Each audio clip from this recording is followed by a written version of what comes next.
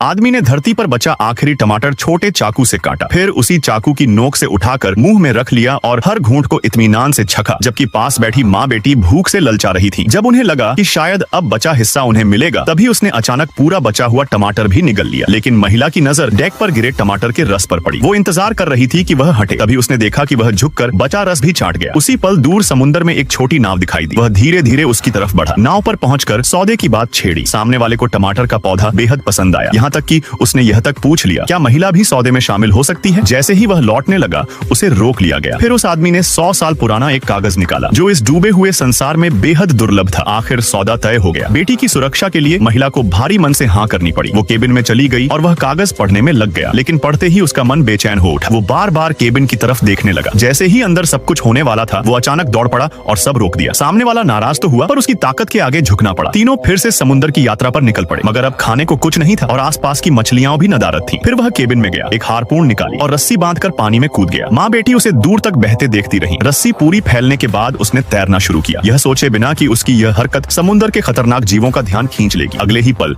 जो नजारा उन्होंने देखा वो दहलाने वाला था। एक विशाल समुद्री जीव सामने आ चुका था।